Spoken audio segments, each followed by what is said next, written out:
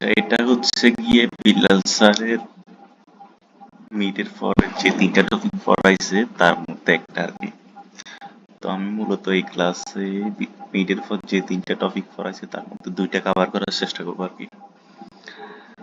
আচ্ছা, এখানে হচ্ছে প্রথম যে টপিকটা সেটা হচ্ছে index as a basis for investment. মানে হচ্ছে গিয়ে আমরা ইনভেস্টমেন্ট করার সময় কোনো একটা কি ইন্ডেক্সকে ফলো করে ইনভেস্টমেন্টটা করতেছি।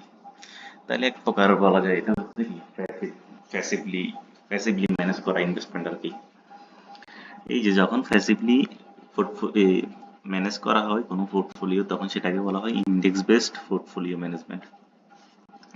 এখানে মূলত একটা কি পোর্টফোলিও ম্যানেজার কোনো একটা ইন্ডেক্সকে বেঞ্চমার্ক হিসাবে ধরে এবং সেই যে ওই ইন্ডেক্সে যে কোম্পানির শেয়ার যতটুকু আছে সেই পরিমাণ শেয়ার সে ক্রয় করে। মোট কথা কি ওই ইন্ডেক্সকে মিমিক করার চেষ্টা করে। এর ফলে কি হয়, এর ফলে ইন্ডেক্সটা যতটুকু পারফর্ম করে আমার পোর্টফোলিও ঠিক অতটুকুই পারফর্ম করে।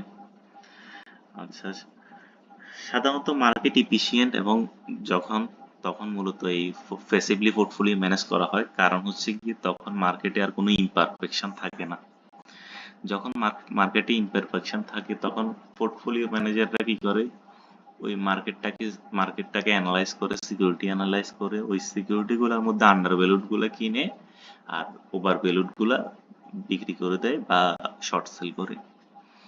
এখন হচ্ছে কি যখন মার্কেটটা এফিশিয়েন্ট হয় তখন মার্কেটে তো আর কি under valued over valued security থাকে না। তো তখন হচ্ছে গিয়ে কি প্যাসিভলি পোর্টফোলিওটা ম্যানেজ করা হয়। আর এই প্যাসিভলি পোর্টফোলিও ম্যানেজ করার কয়েকটা সুবিধা হচ্ছে, একটা হচ্ছে লো কস্ট, আর একটা হচ্ছে ব্রড ডাইভার্সিফিকেশন, আর একটা হচ্ছে ট্যাক্স এফিসিয়েন্সি। লো কস্ট বলতে বোঝাচ্ছে আমরা যখন অ্যাক্টিভলি পোর্টফোলিও ম্যানেজ করি তখন ওই পোর্টফোলিও থেকে সিকিউরিটি গুলো অ্যানালাইজ করে দেখতে হয়। কিন্তু যখন প্যাসিভলি ম্যানেজ করি তখন তো আর অ্যানালাইসিস করার প্রয়োজন নাই। তখন আমরা যে শেয়ার ওই ইন্ডেক্সে যতটুকু ভ্যালু অতটুকু আমি ইনভেস্ট করে দিই। তার মানে এটাতে লো কস্ট, যেহেতু অ্যানালাইজ করার প্রয়োজন পড়ে না। আরেকটা হচ্ছে ব্রড ডাইভার্সিফিকেশন, কারণ ইন্ডেক্সে দেখা যায় এক একটা ইন্ডেক্সে অনেকগুলো শেয়ার থাকে, যেমন হচ্ছে গিয়ে S&P 500 আছে প্রায় 500, S&P 500 500টা শেয়ার আছে এভাবে।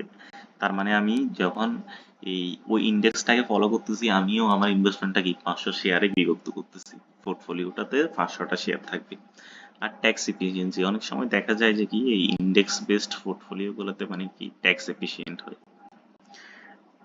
আচ্ছা, passive investing refers to any rules based, transparent and investable strategy that does not involve identifying mispriced individual securities। মোট কথা হচ্ছে এটার মধ্যে একটু আগেই বলছিলাম, এখানে আমরা কোনো কি মিসপ্রাইসড সিকিউরিটিকে আইডেন্টিফাই করি না। এটা কোনো একটা ইন্ডেক্সে কোনো শেয়ার যতটুকু ভ্যালু ধারণ করে অতটুকু আমরা ইনভেস্ট করতে থাকি।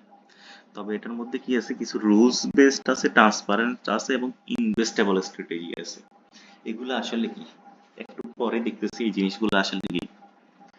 এই যে for an index to become the basis for an equity investing strategy it must meet three initial requirement. মানে হচ্ছে কি আমরা এরকম যখন কোন একটা ইন্ডেক্সকে ফলো করে ইনভেস্ট করতে যাব তখন তার তিনটা রিকোয়ারমেন্ট আসবে। একটা হচ্ছে রুলস বেসড। রুলস বেসড বলা হচ্ছে কি যে ইন্ডেক্সটা সিলেক্ট করা হচ্ছে তা রুলস বেসড হতে হবে। রুলস বেসড যেমন হচ্ছে কি কোন কোম্পানি ইনক্লুড করা হচ্ছে আর কোন কোম্পানিটা বাদ দেওয়া হচ্ছে তা ঠিক তা ঠিক করার জন্য আমার একটা প্রপার কি থাকতে হবে, রুলস থাকতে হবে। যেমন হচ্ছে DSE 30 তে থাকতে হলে মিনিমাম একটা মার্কেট ক্যাপিটালাইজেশন লাগে, তারপরে হচ্ছে অ্যাভারেজ ডেইলি টার্নওভারের একটা রিকোয়ারমেন্ট আছে। এরকম আমার যখন কোন একটা ইন্ডেক্সকে ফলো করে ইন্ডেক্স ওই শেয়ারে ইনভেস্ট করার জন্য আমার কোনো কিছু নির্দিষ্ট রুলস থাকবে, ওই রুলস মেনে চলতে হবে। আরেকটা হচ্ছে ট্রান্সপারেন্ট মানে হচ্ছে ইন্ডেক্সের ভ্যালুটা কিভাবে ক্যালকুলেট করা হবে তা নির্দিষ্ট থাকতে হবে, তা স্বচ্ছ হতে হবে। তারপর হচ্ছে ইনভেস্টেবল বলতে বোঝাচ্ছে কি, মানে হচ্ছে কিছু ইন্ডেক্স আছে যা ইলিকুইডেবল, এই ধরনের সিকিউরিটিতে ইনভেস্ট করা যাবে না। মোট কথা হচ্ছে গিয়ে মানে ওই জায়গায় ইনভেস্ট করার মতো অপশন থাকতে হবে। অনেকগুলো সিকিউরিটি আছে ইলিকুইডেবল, আবার কিছু সিকিউরিটি আছে যেখানে মানে কি আমরা ইনভেস্ট করতে পারে না, মানে মোট কথা ইন্ডিভিজুয়াল ইনভেস্টর ইনভেস্ট করতে পারে না। তো সেখানে তো আর কি সেখানে তো আর আমি ইনভেস্ট করতে পারবো না।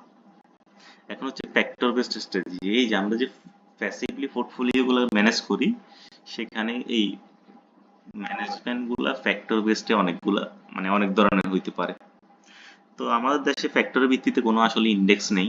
ফ্যাক্টরের ভিত্তিতে ইন্ডেক্স বলতে যেমন মানে উন্নত দেশগুলোতে যেমন দেখা যায় গ্রোথ ইন্ডেক্স, ভ্যালু ইন্ডেক্স। মোট কথা হচ্ছে গ্রোথ কোম্পানির শেয়ার গুলাকে নিয়ে যদি কোনো ইন্ডেক্স গঠন করে সেটা হলো গ্রোথ ইন্ডেক্স।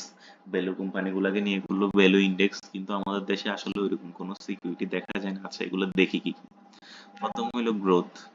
Growth হচ্ছে growth stocks are generally associated with high performing companies with an above average net income growth rate and high PE ratio। এরকম শেয়ারের উপর ভিত্তি করে মোট কথা হচ্ছে যেগুলো হাই পিই রেশিও, মোট কথা হচ্ছে যেসব কোম্পানিগুলো গ্রোথ, ওই গ্রোথ কোম্পানিগুলোকে নিয়ে উন্নত দেশগুলোতে দেখা যায় যে কি ওখানে বিভিন্ন রকমের ইয়া গঠন করা হয়, ইন্ডেক্স গঠন করা হয়, যেমন গ্রোথ গুলাকে নিয়ে। তো আমি সাপোজ কি এরকম একটা গ্রোথ ইন্ডেক্সকে মিমিক করতে চাচ্ছি, তাহলে গ্রোথ ইন্ডেক্সে যে যে শেয়ার গুলা যত পার্সেন্টেজে আছে আমিও ঠিক সেই সেই শেয়ার গুলোতে তত পার্সেন্টেজে ইনভেস্ট করবো। এবার সেম ভাবে এরকম হতে পারে ভ্যালু ইন্ডেক্স। ভ্যালু ইন্ডেক্স হচ্ছে কি সাধারণত ওইগুলা যেগুলো হচ্ছে ম্যাচিওর কোম্পানি আর যেগুলোর একটা কি স্টেবল নেট ইনকাম আছে আর experiencing a cyclical downturn, value stocks frequently have low price to book and price to earning ratio as well as high dividend yield। বলছে ভ্যালু স্টক গুলোতে কি থাকে, লো প্রাইস টু বুক ভ্যালুটা লো থাকে আর price two earning রেশিওটা লো থাকে, তবে dividend ইল্ডটা থাকে বেশি। আমরা পূর্বের টপিকে মানে বিল্ডার স্যার পূর্বের টপিকে আসলে ভ্যালু স্টক, গ্রোথ স্টক কি, ভ্যালু স্টক কি ওগুলো আসলে দেখাইছিল। এবার হচ্ছে সাইজ। সাইজ মানে হচ্ছে এই tilt toward smaller size involve buying stock with low float adjust market capitalization. মোট কথা হচ্ছে এখানে ইনভেস্ট করা এরকম কোন ইন্ডেক্স থাকে যেগুলোতে হচ্ছে কি কি মানে যেগুলোর মার্কেট ক্যাপিটালাইজেশন কম, বা এখানে হচ্ছে গিয়ে এরকম কিছু ইয়া থাকে মানে ইন্ডেক্স থাকতে পারে যেগুলা হচ্ছে গিয়ে মার্কেট ক্যাপিটালাইজেশন একটা নির্দিষ্ট অ্যামাউন্টের মধ্যে ওই ওই স্টক গুলাকে নিয়ে কোনো একটা ইন্ডেক্স থাকলো। এবার হচ্ছে ইল্ড। ইল্ড মূলত বলতে বোঝাচ্ছে ডিভিডেন্ড।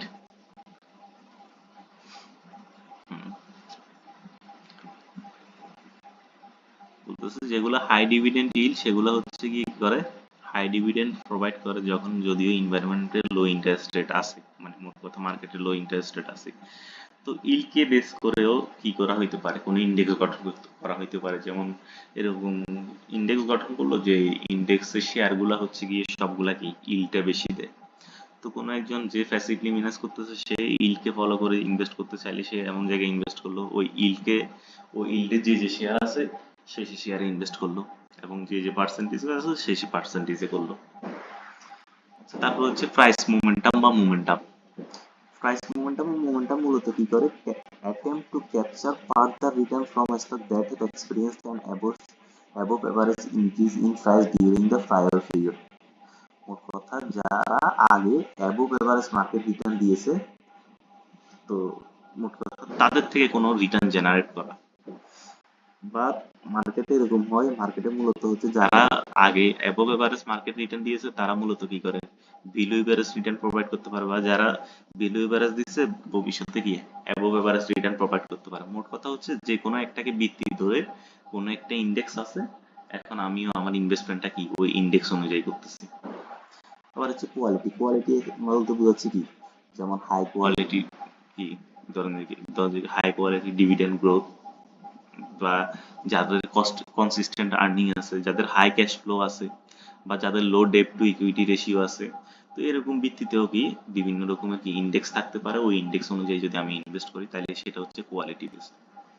এবার হচ্ছে ভোলাটিলিটি। কিছু ইনভেস্টর হচ্ছে কি কি যে generally desired by investor seeking to lower their downside risk, তাহলে ভোলাটিলিটি কম ওইরকম শেয়ার নিয়েও কি ইন্ডেক্স গঠন হতে পারে। আমি কি করলাম ওই ইন্ডেক্স অনুযায়ী ইনভেস্ট করলাম। হচ্ছে ফুলড ইনভেস্টমেন্ট। ফুলড ইনভেস্টমেন্ট মানে হচ্ছে কি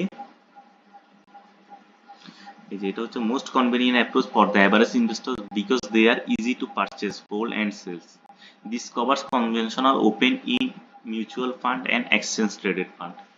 মোট কথা হচ্ছে মিউচুয়াল ফান্ড কি করে, মিউচুয়াল ফান্ড কি করে ক্ষুদ্র ক্ষুদ্র ইনভেস্টরদের টাকাগুলোকে একসাথে করে সেগুলোকে কি করে এক জায়গায় ইনভেস্ট করে, সবগুলো টাকাকে একসাথে করে ইনভেস্ট করে। এই যে সবার টাকা যে ফুল করতেছে, এই জন্য এটাকে বলা হচ্ছে ফুলড ইনভেস্টমেন্ট। তো এখানে মূলত হয় যে this covers conventional open in mutual fund and exchange traded fund. Open in mutual fund হচ্ছে গিয়ে মানে এরকম যে টাকাগুলা ইনভেস্ট করছে, সে টাকা চাইলে যে কোনো দিন, যে ইনভেস্টর, আমি যতটুকু ইনভেস্ট করতেছি, তো এখানে মূলত আচ্ছা মিউচুয়াল ফান্ড যেভাবে কাজ করে, মিউচুয়াল ফান্ড মূলত কি করে বিভিন্ন ইউনিট বা শেয়ার ছাড়ে। তো যে যে যে সেখানে ইনভেস্ট করতে চায় সে বিভিন্ন ইউনিট কিনে নেয়। তো কি করা হয়, ওই ইউনিট ওই শেয়ার গুলার ভ্যালু প্রতিদিন ক্যালকুলেট করা হয়, মোট কথা নেট অ্যাসেট ভ্যালু পার শেয়ার প্রতিদিন ক্যালকুলেট করা হয়। এখন কোন ইনভেস্টর চাইলে তার টাকাটা মানে কি করবে, ব্যাক নিবে, তাইলে সে কি করতে হবে, যে এই মিউচুয়াল ফান্ডটা তৈরি করছে তার নিকট গিয়ে এটা ব্যাক দেওয়ার মাধ্যমে কি টাকাগুলো ফেরত নিতে পারে। আর ক্লোজ ইনটেকটা আছে, এটা এখানে যদি এখানে ওইটার ব্যাপারটা আসতেছে না। ক্লোজ ইনটেক কি করা হয়, এটা ডিরেক্টলি করা যায় না, এটা হচ্ছে গিয়ে কোথায় কোনো এক্সচেঞ্জ মার্কেট থেকে কি করা যায়, করা যায়। এই যে এই এক্সচেঞ্জ ট্রেডেড ফান্ডটা মূলত হচ্ছে কি ক্লোজ ইন মিউচুয়াল ফান্ডের মতো, তবে এটা সেল করা হলে ডিরেক্ট টাকা দেওয়া হয় না, কি করা হয় বাস্কেট অফ স্টক দেওয়া হয়, এটা সেল করে মূলত কি টাকাটা কালেক্ট করা হয়। আর ক্লোজ ইন মিউচুয়াল ফান্ডে একটা নির্দিষ্ট ম্যাচুরিটি থাকে, সাইজ লিমিট থাকে। আচ্ছা, derivative based approach and index based portfolio মানে হচ্ছে এবার পোর্টফোলিও এমনও ভাবেও গঠন করতে পারে যেটা হচ্ছে কি বিভিন্ন ডেরিভেটিভকে করে, মানে ডেরিভেটিভকে বেস করে। যেমন হচ্ছে কোনো একটা সাপোজ ইন্ডেক্স তৈরি করলো, এখন সেটার মধ্যে আবার কি করলো, তারা একটা ডেরিভেটিভস এ গেল যে আমি তোমাকে 3 মাসের ট্রেজারি রেট দিবা, তুমি আমাকে কি S&P 500 এর যে রিটার্নটা সেই রিটার্নটা দিবা। মোট কথা হচ্ছে তুমি আরেকজনের সাথে কি করলা, ডেরিভেটিভ, মোট কথা সোয়াপে গেলা, তাহলে শেষ পর্যন্ত আমার রিটার্নটা কি, এই যে একটা কি প্যাসিভ ইনভেস্টমেন্টের রিটার্ন যতটুকু অতটুকু আমার কি আসছে, রিটার্ন আসতেছে। আচ্ছা, পোর্টফোলিও কনস্ট্রাকশন মূলত হচ্ছে যেভাবে পোর্টফোলিও গুলা কনস্ট্রাক্ট করা হয়। এতক্ষণ ধরে আমরা যেগুলো দেখছি মূলত সেগুলো ছিল ফুল রেপ্লিকেশন। ফুল রেপ্লিকেশন মানে হচ্ছে কোনো একটা ইন্ডেক্সকে ধরে সেই ইন্ডেক্সে যতগুলো শেয়ার আছে ওটা পুরোপুরি আমি কি করলাম, রেপ্লিকেট করলাম, এটাকে বলা হচ্ছে ফুল রেপ্লিকেশন। তারপর হচ্ছে স্ট্র্যাটিফাইড স্যাম্পলিং, এটাতে মূলত কি করা হয়,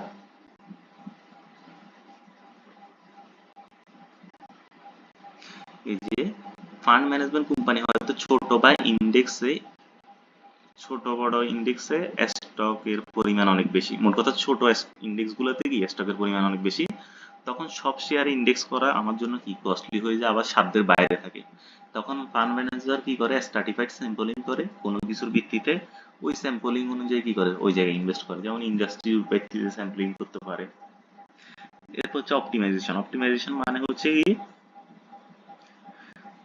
এই যে একটা ইন্ডেক্সে অনেকগুলো শেয়ার থাকলেও কিছু কোম্পানি থাকে যারা ওভারঅল ইন্ডেক্সকে ডিরাইভ করে, যেমন হচ্ছে ডিএসইএক্স 30, ডিএসইএক্স মানে হচ্ছে বাংলাদেশের যে স্টকটা ইন্ডেক্সটা মানে সবগুলো শেয়ারের, এটার মধ্যে মনে হয় 300+ শেয়ার আছে। তবে মূলত ওই শেয়ারের উঠানামাটা নির্ভর করে হচ্ছে টপ 20 কোম্পানির উপর। তো অপটিমাইজেশন মূলত ওই অপটিমাইজেশন ফলো করে যে যদি কেউ ইনভেস্ট করে তখন মূলত ওই টপ 20 কোম্পানিতে কি করে ইনভেস্ট করে। এবার হচ্ছে ব্লেন্ডেড অ্যাপ্রোচ, এটা হচ্ছে ফুল রেপ্লিকেশন আর অপটিমাইজেশনের মিলে আর কি। তখন কি মানে মোট কথা দুইটা অ্যাপ্রোচ সে একসাথে করতেছে। এখানে হয়তো কি করলো, যে আমার ডিএসই 30 এর সবগুলাকে কি করলো, ডিএসই 30 কে ফুল রেপ্লিকেট করলো, আর আমার ডিএসইএক্স কে অপটিমাইজেশন বা কোনো স্যাম্পলিং এর মাধ্যমে কি করলো কিছু শেয়ার বেছে নিয়ে সেখানে ইনভেস্ট করলো, তখন সেটাকে বলা হচ্ছে ব্লেন্ডেড অ্যাপ্রোচ। আচ্ছা, এতটুকু পর্যন্ত ছিল আমার হচ্ছে প্যাসিভ যে ইনভেস্টিং। এখন আমরা দেখবো অ্যাক্টিভ ইনভেস্টিং। আচ্ছা, অ্যাক্টিভ ইনভেস্টিং সাধারণত তখন করা হয় যখন মনে করে পোর্টফোলিও ম্যানেজারটা মনে করে যে মার্কেট ইফিশিয়েন্ট নয়, তখন সে কি করে সিকিউরিটি অ্যানালাইজ করে, আন্ডার ভ্যালুড সিকিউরিটি বাই করে আর ওভার ভ্যালুড সিকিউরিটিকে সেল করে দেয় বা শর্ট সেল করে। সেক্ষেত্রে ম্যানেজার মার্কেট থেকে অ্যাবভ অ্যাভারেজ রিটার্ন জেনারেট করা যায়। কথা সেই মার্কেটে সাপোজ ইন্ডেক্স রিটার্ন সাপোজ 10%, তাইলে আমার রিটার্ন 10% থেকে বেশি বেশি মানে হওয়ার কথা আর কি। এখানে হওয়ার কথা কেন, কারণ হচ্ছে গিয়ে মার্কেটে তো ভালো খারাপ মোট কথা আন্ডার ভ্যালুড ওভার ভ্যালুড সব, যদি প্যাসিভলি আমি ইনভেস্ট করি আন্ডার ভ্যালুড ওভার ভ্যালুড সব সিকিউরিটিতে আমি ইনভেস্ট করে ফেলতেছি। কিন্তু যখন অ্যাক্টিভলি করি আমি সিকিউরিটি অ্যানালাইজ করে করে আন্ডার ভ্যালুডে করতেছি, মানে মোট কথা ভালো শেয়ারগুলোতে ইনভেস্ট করতেছি, তাহলে অবশ্যই আমার রিটার্ন কি বেশি হওয়ার কথা। আচ্ছা, এখানে মূলত দুইভাবে পোর্টফোলিও ম্যানেজ করা যায়, একটা হচ্ছে ফান্ডামেন্টালে আর ফান্ডামেন্টালস অ্যাপ্রোচ, আর একটা হচ্ছে কোয়ান্টিটি। ফান্ডামেন্টাল মূলত হচ্ছে কি আমরা যে রিসার্চ আছে, রিসার্চ বেসড বিভিন্ন রিসার্চ করে বিভিন্ন কোম্পানিতে, এবং সেখানে বিভিন্ন রকমের কি আমার ডিসক্রিপশন জাজমেন্ট ইউজ করি। মোট কথা কোম্পানির ফাইন্যান্সিয়াল স্টেটমেন্টকে কি করি, অ্যানালাইসিস করি, এবং এই অ্যানালাইসিসের মাধ্যমে আমরা কি করা, ওই কোম্পানির ডিটেইল আন্ডারস্ট্যান্ডিং পাইতে চাই অ্যাবাউট হচ্ছে কি কোম্পানির কারেন্ট অবস্থা, কারেন্ট এবং future profitability, financial position, cash flow ইত্যাদি ব্যাপারে, এবং কোম্পানির বিভিন্ন business model, management team, product line এবং ইকোনমিক আউটলুক ইত্যাদি সম্পর্কে আমরা কি ধারণা নিই। ধারণা নিয়ে সেটা কি করি, সেই জায়গায় কি করি, ইনভেস্ট করি। ধারণা নিয়ে মূলত আমরা বুঝার চেষ্টা করি এটা কি আন্ডার ভ্যালুড না ওভার ভ্যালুড, তারপর সেখানে কি করি, আমি আমার পজিশনটা নিই। এখন এখানে আবার দুইটা স্ট্র্যাটেজি আছে, একটা হচ্ছে টপ ডাউন স্ট্র্যাটেজি। টপ ডাউনে প্রথমে হচ্ছে ম্যাক্রো লেভেলে অ্যানালাইসিস করা হয়, তারপর ইকোনমি অথবা ইন্ডাস্ট্রি লেভেলে করা হয়, তারপরে হচ্ছে গিয়ে ওই কোম্পানিতে কি করা হয়, অ্যানালাইসিস করা হয়। এটা এক প্রকারের উদাহরণ হচ্ছে কি, যেমন বললো যে মানে কোনো ইনভেস্টর প্রথমে বিভিন্ন দেশের ইকোনমিকে অ্যানালাইজ করলো, অ্যানালাইসিস করে দেখলো যে বাংলাদেশের ইকোনমি কি মানে গ্রোথ পটেনশিয়ালিটি আছে, তাহলে কি করলো, বাংলাদেশে গেলো। এবার বাংলাদেশের মধ্যে আবার বিভিন্ন সেক্টর আছে, আরএমজি সেক্টর আছে, তারপরে ফার্মাসি সেক্টর আছে, টেকনোলজি আছে। এখন দেখলো যে বাংলাদেশে কি ফার্মাসিতে কি ভালো একটা ইনভেস্টমেন্টের মানে ভালো গ্রোথের অপরচুনিটি আছে। আবার ওই ফার্মাসির মধ্যে আবার কি বিভিন্ন রকমের ফার্মাসি কোম্পানি আছে, আবার সেগুলাকে অ্যানালাইজ করলো। মোট কথা এটা হলো টপ ডাউন স্ট্র্যাটেজি। আর বটম আপ হইলো কি, এখানে মূলত কি করা হয়, মাইক্রো লেভেলের ডিরেক্ট স্টককে অ্যানালাইসিস করে কি করা হয়, ইনভেস্টমেন্ট করা হয়। আচ্ছা, আমাদের দ্বিতীয় যে স্ট্র্যাটেজি অ্যাপ্রোচ ছিল সেটা হচ্ছে কোয়ান্টিটিভ অ্যাপ্রোচ। এটাতে মূলত কি করা হয়, কোয়ান্টিটিভ বিভিন্ন মডেল ইউজ করে কি করা হয়, ওই সিকিউরিটিটার মানে সিকিউরিটি সম্পর্কে ধারণা নেওয়ার চেষ্টা করা। এখানে বিভিন্ন রকমের যেমন মন্টি কার্লো সিমুলেশন, মানে বিভিন্ন রকমের কোয়ান্টিটিভ অ্যাপ্রোচ ইউজ করে মূলত একটা কি একটা মানে নলেজ গ্যাদার করার চেষ্টা করা হয় আর কি ওই সিকিউরিটি সম্পর্কে। আচ্ছা, furthermore quantitative approach often make use of variable that relate to a company fundamental analyse. মোট কথা হচ্ছে ফান্ডামেন্টালেও কি করা হয়, অ্যানালাইসিসের মোট কথা এই যে ফান্ডামেন্টালে এখানে যে কোয়ান্টিটি বলতেছি, মোট কথা কোয়ান্টিটি বিভিন্ন ডেটা নিয়ে কাজ করতেছে। ফান্ডামেন্টালে যে কোয়ান্টিটি বিভিন্ন ডেটা নিয়ে কাজ করবে না, ব্যাপারটা এরকম না, ফান্ডামেন্টালেও বিভিন্ন ডেটা নিয়ে কাজ করে। আচ্ছা, মোট কথা হচ্ছে গিয়ে এই দুইটার মধ্যে এখন পার্থক্যটা কি, স্টাইল। ফান্ডামেন্টাল স্টাইল এখানে মূলত কিভাবে কোন স্টাইলে করা হয়, ফান্ডামেন্টাল হচ্ছে সাবজেক্টিভ, কোয়ান্টিটিভ হচ্ছে অবজেক্টিভ। ফান্ডামেন্টাল সাবজেক্টিভ মানে হচ্ছে গিয়ে কি কোনো একটা ইয়ার মানে সাবজেক্টিভ বলতে বোঝাচ্ছে এই জন্যই কারণ হচ্ছে গিয়ে এটা মানে কোনো একটা সিকিউরিটির যদি আমি অ্যানালাইসিস করি, এখন আমি অ্যানালাইসিস করলে একটা রেজাল্ট বের হবে, আমার ফ্রেন্ড একজনের অ্যানালাইসিস করলে আরেকটা রেজাল্ট বের হবে। বা আমি কোনো একটা জিনিসকে ভালোভাবে দেখতেছি কিন্তু ও কোনো একটা জিনিসকে খারাপভাবে দেখতেছে। তো ফান্ডামেন্টালে তো মূলত আমরা ওই প্রতিষ্ঠানের বিভিন্ন জিনিস দেখি।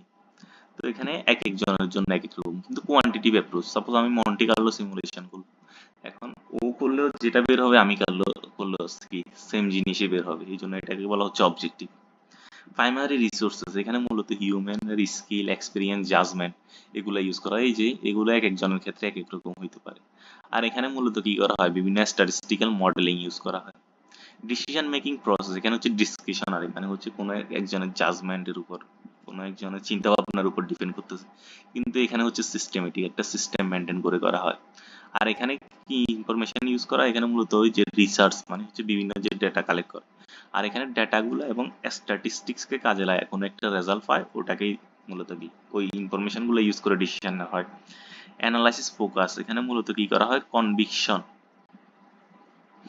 Conviction in stock sector or region based selection, মানে হচ্ছে অল্প কিছু স্টক নিয়ে মূলত এখানে কি করা হয়, ফোকাস করা হয়। আর এখানে হচ্ছে selection of variable subsequently applied broadly over a large number of security, মানে হচ্ছে লার্জ নাম্বার অফ সিকিউরিটি নিয়ে কি কাজ করা হয়। ওরিয়েন্টেশন অফ ডাটা বলতেছে কি forecast future corporate parameter and establish view on use judgment। আচ্ছা, এখানে মূলত হচ্ছে গিয়ে কি করা হয়, কোনো একটা স্টক সম্পর্কে ভবিষ্যৎ কি করা হয়, ফিউচারটাকে ফোরকাস্ট করা হয় এবং সেটা সম্পর্কে একটা জাজমেন্ট ইউজ করে। আর এখানে মূলত কি করা হয়, attempt to draw conclusion from a variety of historical data. Historical data থেকে কোনো একটা কি কনক্লুশন দাঁড় করানো হয়, আর এখানে হচ্ছে ফোরকাস্ট করা হয়। আর পোর্টফোলিও কনস্ট্রাকশন, এখানে হচ্ছে গিয়ে অপটিমাইজার ইউজ করে পোর্টফোলিওটা কনস্ট্রাক্ট করা হয়। অপটিমাইজার বলতে বোঝাচ্ছে ওই যে বিভিন্ন সফটওয়্যারের কথা বললাম। আর এখানে মূলত কি করা হয়, আমি কোন একজন মানে ইনভেস্টর তার পারমিসেবল রিস্ক প্যারামিটারের মধ্যে থেকে বিভিন্ন জায়গায় কি করে, ইনভেস্ট করে।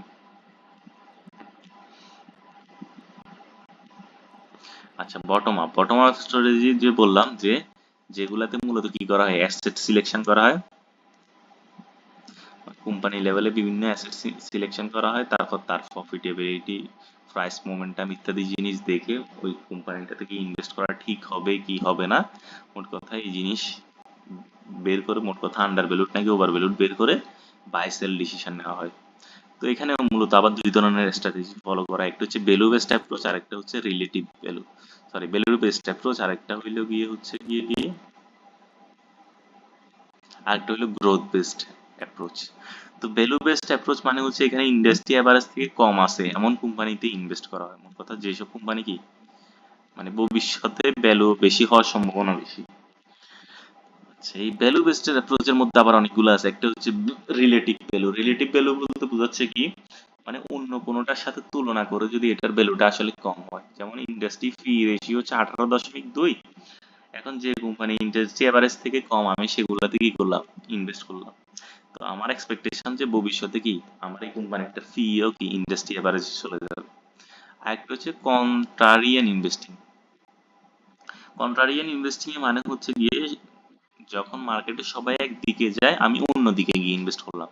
সবাই যখন কোনো একটা সিকিউরিটি সেল করতেছে আমি তখন ওটাকে বাই করলাম। তাহলে কি হইতে পারে, সবাই সিকিউরিটি সেল করার কারণে হয়তো কি হইতে পারে, ওই সিকিউরিটির দাম কমে যেতে পারে, কিন্তু কি কমে গেল, কিন্তু ভবিষ্যতে কি আমি আমি তখন কিনে নিলাম দাম কমার কারণে, আর ভবিষ্যতে বাড়লে সেটা বিক্রি করে লাভ করলাম। এবার হচ্ছে হাই কোয়ালিটি ভ্যালু।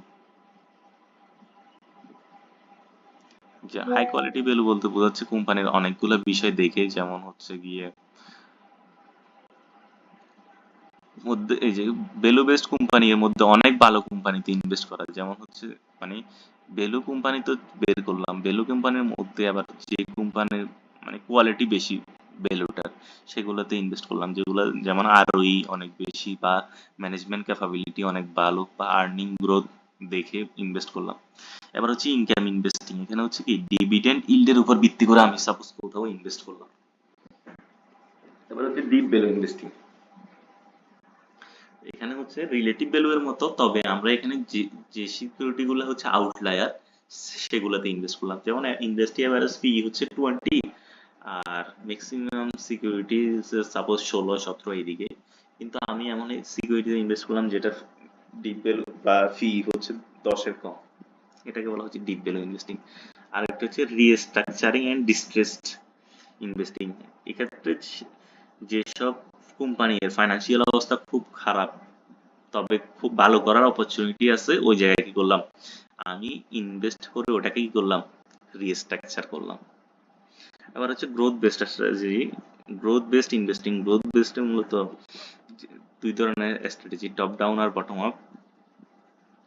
আচ্ছা, টপ ডাউনের মধ্যে আছে কি country and geographic allocation securities, মানে হচ্ছে অনেকে কি করে বিভিন্ন দেশ বিশেষে ইনভেস্ট করে, তো তারা কি করে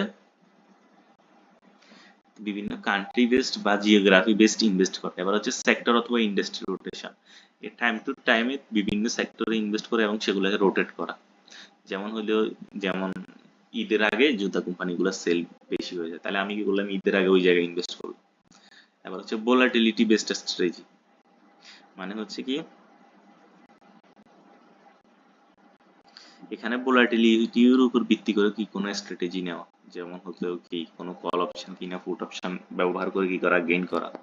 আর থিমেটিক ইনভেস্টমেন্ট স্ট্র্যাটেজি মানে হচ্ছে কোনো একটা থিমকে টার্গেট করে, সাপোজ ইএসজি বেসড কোনো ইয়াতে ইনভেস্ট করলো, সাপোজ কেউ একজন ইনভেস্ট করার সময় মানে ইয়াতে ইনভেস্ট করবে না, বললো যে বিড়ি কোম্পানিতে ইনভেস্ট করবে না, এরকম আর কি, বিভিন্ন থিমের উপর ভিত্তি করে ইনভেস্ট করা।